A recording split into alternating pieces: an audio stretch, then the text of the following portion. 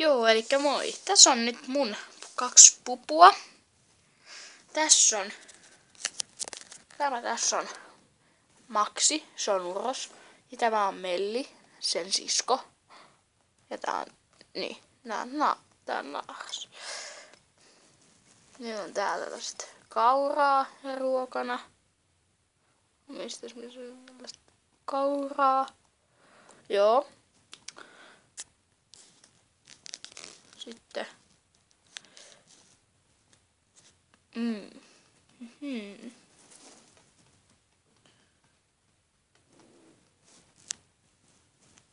Iso vesipullo, 500 millilitrainen.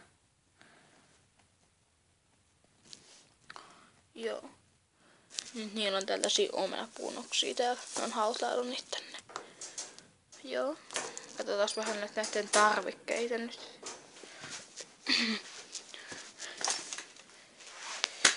Eli kuljetusboksi. Kuljetusboksi pitää löytyä aina.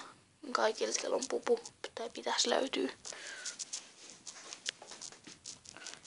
Ruokakuppi. Tää on likainen. Nää oli sotken tän aamulla. Heinäpallo. Vaaka. Kauraa. Mitä ne syö. Tuolla lisää. Vesipulloi. Valjaat. Nää on tällaiset H-valjaat. Nää on aika hyvät, mutta lavavaljaat olisi ehkä kyllä vähän paremmat.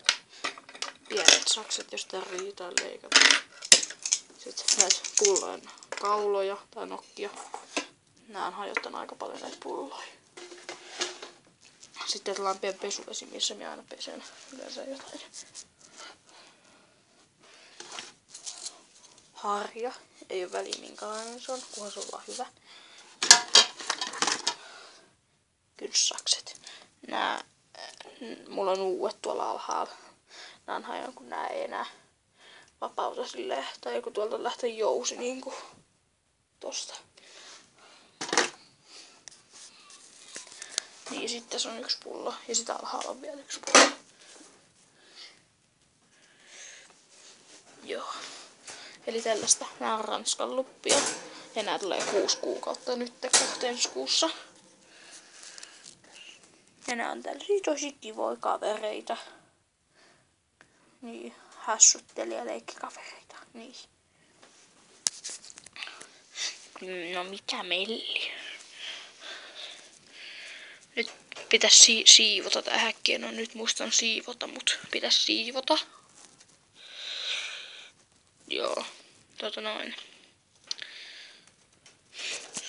Äsken kun minä nostelin vähän näitä heiniä, minä nostin siinä tosta ton valkoisen pupun alta heiniä.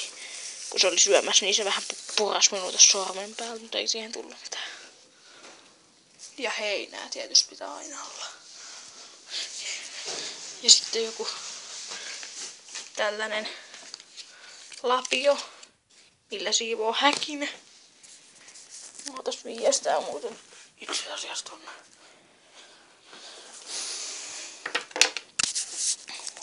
Mutta eipä tässä mitään. Muistakaa tilata kanava ja hyvää syysloman jatkoa kaikille, kenellä nyt on syysloma. Moikka!